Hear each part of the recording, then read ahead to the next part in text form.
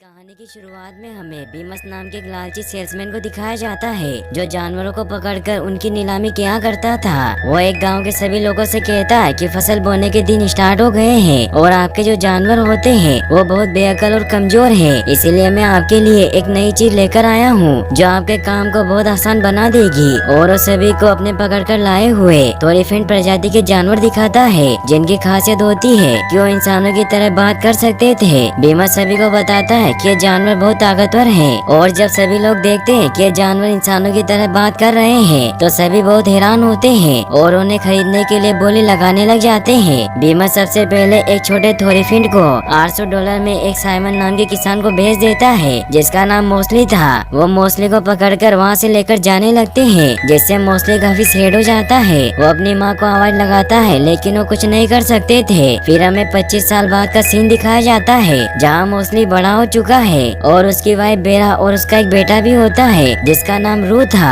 Mostly सुबह जल्दी उठकर अपने हल को तैयार करता है और अपने मालिक साइमन को उठाता है। फिर वो खेत जोतने में लग जाता है। वो पूरे दिन मेहनत करता है। तभी वहाँ पर बीमस अपने साथी शंकर ओली के साथ आ जाता है क्योंकि वो खाली दिनों में मेडिसिन बेचने का काम किया करता था। उसके पास टर्पी नाम का एक बड़ा थोरीफिंड भी होता है जो उसके लिए बोझ ढोने का काम करता है। मोस्टली और रू उनसे मिलकर खुश होते हैं क्योंकि बचपन से मोस्टली टर्पिन को जानता था। बीमस साइमन को अपनी दवाइयाँ बेचने की कोशिश करता है लेकिन साइमन को उस पर शक हो जाता है। इसीलिए वो बीमस से पूछता है कि तुम सच सच बताओ कि तुम यहाँ क्या लेने आए हो। तो बीमस उसे बताता है कि रू काफी बड़ा हो गया है इसीलिए वो नीलामी के लिए तैयार है लेकिन साइमन मना कर देता है। तो बीमस उसे कहता है कि तुम्हें एक बिजनेसमैन की तरह सोचना चाहिए क्योंकि मैं तुम्हें रू के बदले तुम्हारे खेत के पास की जमीन दे सकता हूँ। ये सुनकर मोस्टली साइमन के पास जाकर उसे समझाने की कोशिश करता है कि पास की जमीन में पत्थर और जड़ें हैं इसलिए वो जमीन बेकार है। लेकिन बीमस और उसके साथी साइमन का मजाक उड़ाते हैं कि क्या तुम अपने जानवर की बातें सुनते हो।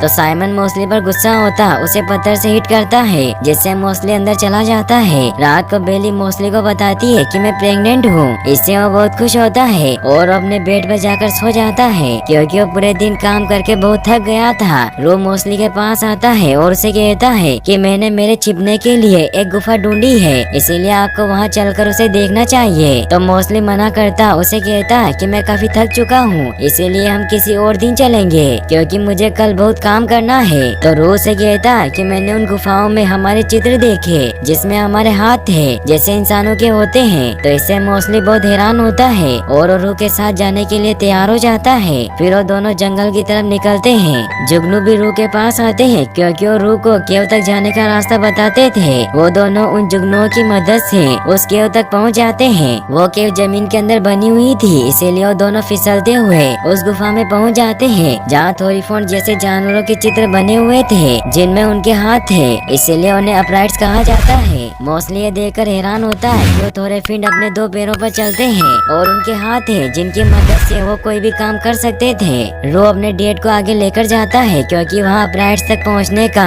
एक रास्ता बना हुआ था मगर आगे बहुत अंधेरा था इसीलिए रू मोस्टली को बताता है कि मैं यहाँ से आगे नहीं गया क्योंकि जुगनू मेरे साथ नहीं जाते और मुझे अंधेरे से डर लगता है। फिर वो अपने पापा से पूछता है कि क्या अपराइट सच में होते हैं या फिर उनके चित्र किसी ने बनाए हैं। तो मोस्टली को अपने बचपन की बात याद आती है जब टर्पिन भी ऐसे ही चित्र बनाया करते थे और वो मोस्टली को बताते थे कि पहले हम भी अपराइट की तरह ही 2 पैरों पर चला करते थे क्योंकि सैकड़ों सालों पहले थोरीफिंड के 2 परिवार थे जिनमें से एक परिवार इंसानों के अत्याचार और बुराई से बचने के लिए उत्तर की तरफ निकल गए और थोरीफिंड का जो परिवार पीछे रह गया उन पर इंसानों ने अत्याचार किए जिससे वो जानवरों की तरह काम करने लगे और हमारी पीठ झुकी हुई बन गई और हमारे हाथ कुछ काम न आने की वजह से लुप्त होकर पैरों में बदल गए। तो मोस्टली उनसे पूछता है कि बाकी के अपराइट्स हमें बचाने क्यों नहीं आए। तो टर्पिन उसे बताते हैं कि अपराइट्स को लगता है कि आखिरी बचे हुए थोरीफिंड हैं मगर कुछ लोगों का मानना है कि एक दिन थोरीफिंड हमें बचाने जरूर आएंगे। तभी वहाँ बीमस के भेजे हुए लोग और शिकारी वॉरफील्ड आ गए थे जो उन सभी छिपे हुए थोरफिंड को पकड़कर ले गए और फिर बीमस ने उन्हें नीलाम कर दिया था। ये सभी बातें सोचकर मोस्टली काफी दुखी हो जाता है और उसे लगता है कि अपराइट्स कुछ नहीं होते क्योंकि उन्हें बचाने नहीं आए थे। इसीलिए रू को कहता है कि अपराइट्स असली नहीं है और ये चित्र हमें बहकाने के लिए बनाए गए हैं। तो रू भी उनके बात मान लेता है और वो दोनों वहाँ से वापस घर लौट आते हैं। घर वापस आकर रू सो जाता है। तभी बेरा मोस्टली के पास आकर कहती कहती है कि तुम्हें उस गुफा में आगे जाना चाहिए था, क्योंकि उस गुफा से हम अपराइट्स तक पहुंच सकते हैं। लेकिन उसकी बात नहीं सुनता और उसे कहता है कि ये सिर्फ एक परिकथा है और अपराइट्स कुछ नहीं होते।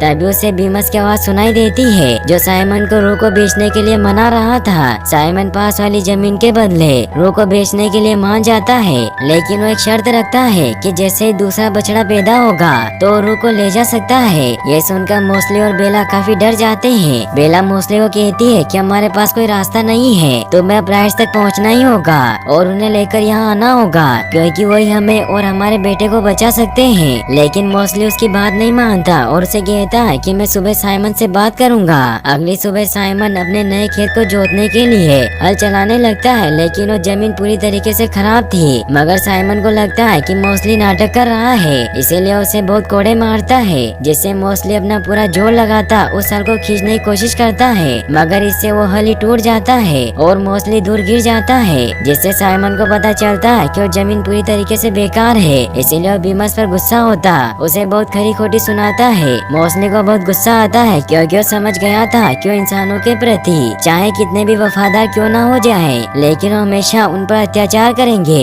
इसीलिए वो डिसाइड करता है कि वो अपराइट्स को ढूंढ लेगा और अपने परिवार को इंसानों से आजाद करवाएगा।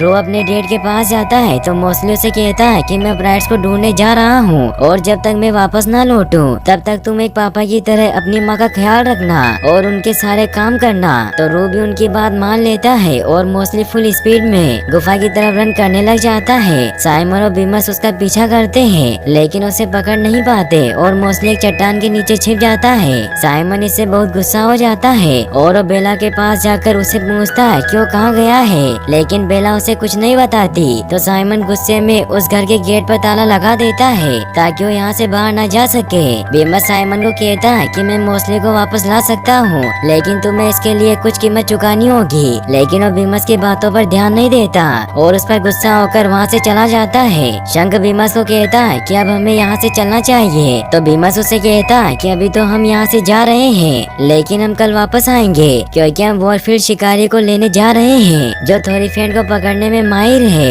और वो वॉरफील्ड के गाँव में पहुँच जाते हैं। गाँव के सभी लोग बीमस पर गुस्सा होते हैं, क्योंकि उसने सभी को नकली दवाइयाँ बेची थी, लेकिन बीमस उनकी बात नहीं सुनता और वो वॉरफील्ड से मिलने के लिए बाहर में चला जाता है। बाहर एक थोरीफेंड बंधा हुआ होता है जिसे हाल ही में वॉरफील्ड ने पकड़ा था, जो काफी डरा और सहमा हुआ था। इसीलिए टर्बिन उसके पास जाते हैं तो उन्हें बताता है कि उत्तर की तरफ जंगल में एक सिंक होल है जिसमें मुझे गुफाएं मिली थी जहाँ प्राइड्स के चित्र बने हुए थे, इसीलिए मैं आगे बढ़ा, लेकिन वो वॉरफील्ड का बनाया हुआ ट्रैप था। वही हमें मोस्टली को दिखाया जाता है जो न प्राइड्स की गुफाओं में आगे बढ़ता है, लेकिन वो वॉरफील्ड के बनाए हुए गड्ढे में फंस जाता है। मोस्टली बाहर निकलने की कोशिश करता है, लेकिन वो निकल नहीं पाता। वो देखता है कि वहाँ थोरफिंड के कटे हुए सिंग और तलवारें पड़ी हुई है, जिससे वो काफी डर जाता है। वही फिर अगले दिन हमें वॉरफील्ड को दिखाया जाता है जो बीमस के साथ साइमन के फार्म पर आ जाता है। साइमन वॉरफील्ड शिकारी को कहता है कि मैं तुम्हें मोस्टली को ढूंढ कर लाने के लिए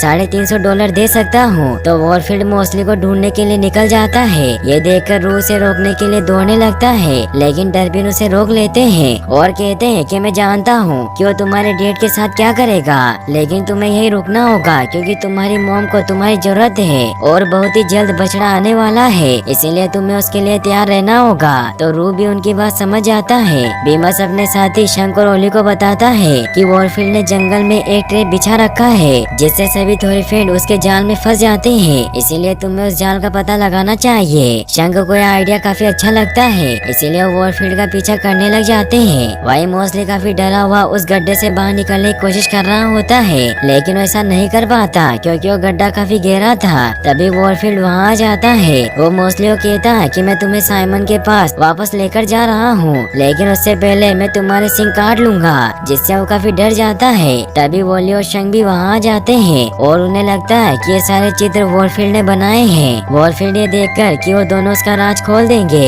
इसीलिए उन दोनों को भी पकड़कर अपने गड्ढे में डाल देता है। लेकिन इससे मौका पाकर मोस्टली ओली की मदद से उस गड्ढे से बाहर निकल जाता है और वहाँ से भागने लगता है। वो एक झरने के किनारे पहुँचता है जहाँ वो चट्टानों पर जंप लगाता आगे बढ़ने लगता है, मगर वॉरफील्ड मोस्टली को रोकने के लिए उस पर अपने तीर से अटैक करने लगता है। लेकिन तभी एक जुगनू वॉरफील्ड का ध्यान भटकाकर मोस्टली की जान बचा लेता है। मोस्टली एक चट्टान पर जंप लगाता है, लेकिन वो नीचे गिर जाता है। वॉरफील्ड को लगता है कि मोस्टली मर गया है, इसीलिए उसकी बॉडी को चेक करने के लिए नीचे जाता है, लेकिन उसे वहाँ मोस्टली नहीं मिलता। वही मोस्टली की जब आँख खुलती है तो एक झरने के पीछे होता है, क्योंकि गिरने की वजह से वो झरने के पीछे आ गया था। मोस्टली जब उस जगह को चेक करता है तो उसे वहाँ 3 थोरीफेट दिखाई देते हैं, जिनके नाम वार्नी, डीवर और गेलिन थे, जो 2 पैरों पर चल रहे थे। इससे उसे विश्वास हो जाता है कि अपराइट सच में मौजूद है। गेलिन एक बहुत ही बूढ़ा अपराइट होता है, जिसकी आदत धुंधली हो गई थी, इसीलिए वो बच्चों जैसे बर्ताव किया करता था। वार्नी और डीवर जब मोस्टली को देखते हैं तो उन्हें लगता है कि वो दुश्मन है, तो मोस्टली उन्हें बताता है कि मैं एक थोरीफेंट हूँ। तो वार्नी उससे पूछता है कि तुमने कपड़े क्यों नहीं पहने और तुम झुके हुए क्यों हो, मगर डीवर उसके 4 पैर देखकर समझ जाता है कि वो कोई दूसरा थोरीफेंट है। वार्नी और डीवर साथ में बैठकर मोस्टली से बात करते हैं। मोस्टली उनसे गेलिन के बारे में पूछता है, तो वार्नी उसे बताता है कि वो काफी बूढ़ा हो चुका है, इसीलिए उसकी याददाश्त ठीक नहीं है, लेकिन अपने दोस्तों को याद करता है जो यहाँ चित्र में बने हुए हैं, क्योंकि शुरुआत में अपराइट्स ने इंसानों से बचने के लिए उत्तर की तरफ प्रस्थान किया था, जिसमें गेलिन भी शामिल थे, और गेलिन ही हमें यहाँ लेकर आए हैं, क्योंकि उनके पास जुगनुओं की खास शक्ति है,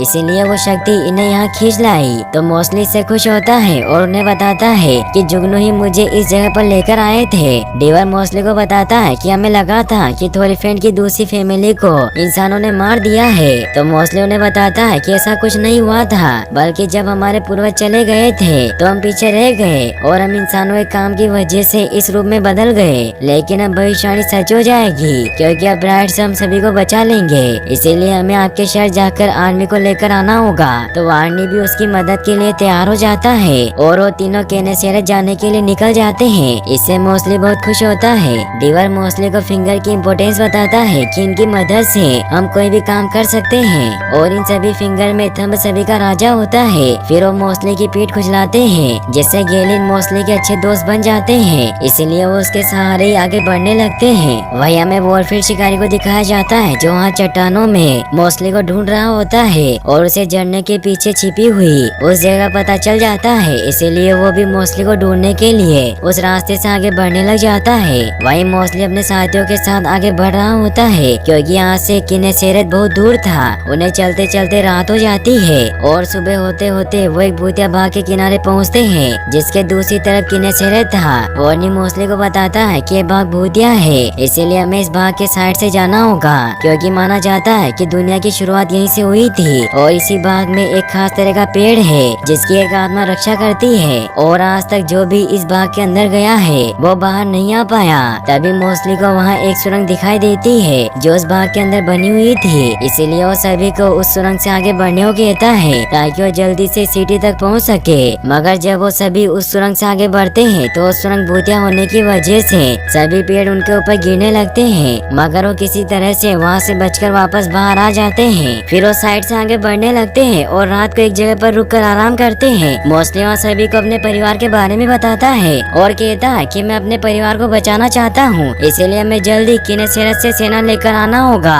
फिर वो सभी सो जाते हैं। रात को जब मोस्टली की आँख खुलती है तो वो देखता है कि गेलिन जुगनुओं के पीछे कहीं जा रहे हैं। तो मोस्टली डीवर और वार्नी को इस बारे में बताता है और वो सभी गेलिन के पीछे पीछे एक चट्टान पर पहुंच जाते हैं, क्योंकि गेलिन को पता चल गया था कि वॉरफील्ड शिकारी उनके पीछे है। तभी वॉरफील्ड वहाँ आ जाता है। वार्नी और डीवर उसका ध्यान भटकाने की कोशिश करते हैं, मगर गेलिन मोस्टली को बताते हैं कि हमें इन जुगनुओं पर विश्वास करना होगा, क्योंकि ये हमें यहाँ से ले जा सकते हैं। तो मोस्टली उनकी बात मान लेता है और वो क्लिफ से नीचे कूद जाता है, जिससे वो जुगनुओं के साथ उड़ने लगता है। ये देखकर वार्नी भी नीचे कूद जाता है, जिससे जुगनू उन सभी को बचाकर शिकारी से बहुत दूर ले आते हैं। इससे वार्नी और डीवर को भी विश्वास हो जाता है कि उन जुगनुओं में जादुई शक्ति थी। फिर वो सभी जल्दी से आगे बढ़ने लग जाते हैं, क्योंकि वॉरफील्ड अभी भी उनके पीछे था। वही हमें साइमन के फार्म पर दिखाया जाता है कि टर्पिन रू को काम करना सिखा रहे होते हैं और उसे बताते हैं कि जल्दी तुम्हारा भाई या बहन इस दुनिया में आ जाएगा, लेकिन तुम घबराना मत, क्योंकि मैं भी तुम्हारे साथ रहूंगा।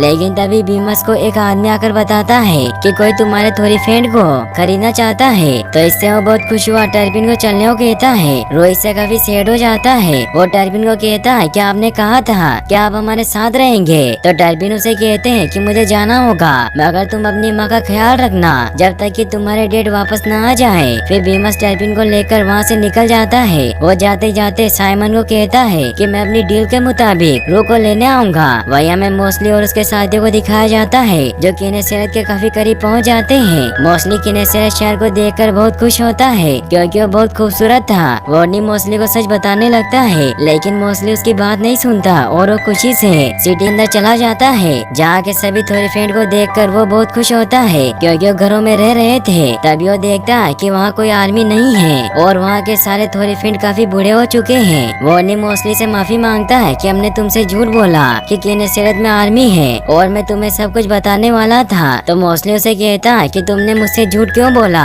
तो वॉर्नी उसे बताता है कि हम सभी मर रहे हैं क्योंकि हमारे यहाँ 100 सालों से कोई भी बच्चा पैदा नहीं हुआ, इसीलिए जल्दी हम सब में से कोई भी जिंदा नहीं बचेगा। लेकिन हमें इस बात का कोई दुख नहीं है बल्कि दुख इस बात का है कि इंसान हमें कम समझते हैं और तुम भी खुद को कम आंकते हो, इसीलिए तुम खुद इंसानों का सामना नहीं कर पाए और इंसानों ने तुम्हें अपना पालतू जानवर बना लिया। मगर अब ऐसा नहीं होगा क्योंकि हम सभी तुम्हारे साथ हैं और हम मिलकर तुम्हारे परिवार को बचाएंगे। मगर मोस्टली अपनी पूरी हिम्मत हार चुका था, इसीलिए सभी को कहता है कि मैं अपने परिवार के पास वापस जा रहा हूँ क्योंकि मुझे नहीं लगता कि हम इंसानों का सामना कर पाएंगे। तो वॉर्नी से कहता है कि हमें रानी से बात करनी चाहिए। तो मोस्टली भी मान जाता है। फिर रात को महल में सभा बुलाई जाती है। मोस्टली देखता है कि वो महल उस भूतिया बाग के आगे बनाया गया है। तो वॉर्नी मोस्टली को बताता है कि यह शहर हमारे पूर्वजों ने बनाया था मगर फिर हमारे इस शहर को एक श्राप मिला जिससे बाग भूतिया बन गया और इसमें खिलने वाले फल गायब हो गए। रानी मोस्टली को कहती है कि हम नहीं जानते कि हमारा एक परिवार कई सालों से इंसानों के अत्याचार सह रहा है, वरना हम तुम्हें बचाने जरूर आते, मगर अभी भी देर नहीं हुई है क्योंकि हम सभी तुम्हारे साथ हैं और सभी अपने बनाए हुए हथियार बाहर निकाल लेते हैं क्योंकि वो सभी मोस्टली के परिवार को बचाने के लिए तैयार थे। तभी गार्ड सभी को आकर बताता है कि शिकारी आ गया है और वो सभी गेट पर आ जाते हैं जहाँ सभी मोस्टली का साथ देने के लिए उस पर अटैक करने लगते हैं। लेकिन वो सभी काफी बूढ़े हो गए थे इसीलिए उनके वार का उस पर कोई असर नहीं होता और वो अपने तीर से गेलिन को इंजर्ड कर देता है। ये देखकर वो सभी काफी डर जाते हैं। मोस्टली गेलिन को लेकर महल में आ जाता है मगर गेलिन अपना दम तोड़ देते हैं। मोस्टली से काफी सैड हो जाता है क्योंकि गेलिन उसके काफी अच्छे दोस्त थे, इसीलिए वो गुस्से में उस शिकारी पर अटैक करने जाने लगता है। तो डीवर उसे कहता है कि तुम्हें वहाँ जाने की कोई जरूरत नहीं है, हम उसे रोक लेंगे। तो मोस्टली सभी को कहता है कि तुम सभी काफी बूढ़े हो चुके हो, इसीलिए वो तुम सभी को मार देगा और तुम सभी भी मेरा परिवार हो,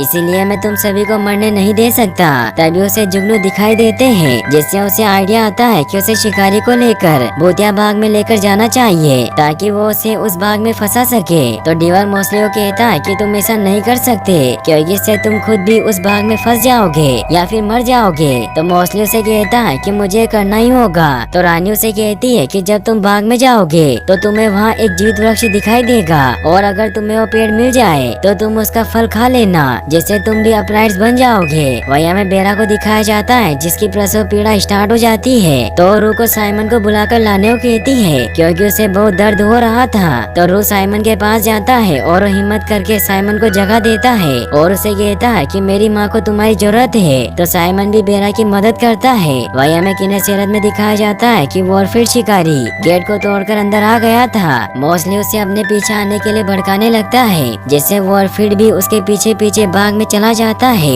जहाँ चारों तरफ काफी बड़े बड़े पेड़ थे। मोस्टली को जुगनू दिखाई देते हैं इसीलिए उनके पीछे जाता है तो उसे जादुई पेड़ दिखाई देता है। यह देखकर वॉरफील्ड उसे रोकने की कोशिश करता, मोस्टली को तीर से इंजर्ड कर देता है मगर फिर भी मोस्टली हार नहीं मानता और वो वॉरफील्ड का सामना करने लगता है क्योंकि वो समझ गया था कि वो शिकारी का सामना कर सकता है। मोस्टली और वॉरफील्ड में लड़ाई होती है और वॉरफील्ड मोस्टली को पकड़ने की कोशिश करता है मगर मोस्टली उसे जोर से हिट करता जादुई पेड़ की तरफ बढ़ने लगता है ताकि उसका फल खा सके। मगर वॉरफील्ड उसे रोकने के लिए दोबारा तीर से हिट कर देता है जिससे मोस्टली काफी घायल हो जाता है मगर फिर भी वो आगे बढ़ने लगता है लेकिन वो जादुई पेड़ वहाँ से गायब हो जाता है। मोस्टली काफी इंजर्ड हो चुका था और वॉरफील्ड उसे पूरी तरीके से खत्म करने लगता है लेकिन तभी वहाँ उस बाग की जादुई आत्मा आ जाती है जिसे गार्जियन कहा गया है। गार्जियन वॉरफील्ड को रोक लेता है और उसे जोर से हिट करता है जिससे वो दूर गिर जाता है और वो आत्मा मोस्टली को हिल करके वहाँ से गायब कर देती है और वॉरफील्ड वहीं उस बाग में फंस जाता है क्योंकि वो बाग एक भूल भुलैया था इसीलिए वहाँ से कोई बाहर नहीं निकल सकता था। वहीं किनेसेरेत में सभी को लगता है कि मोस्टली मर गया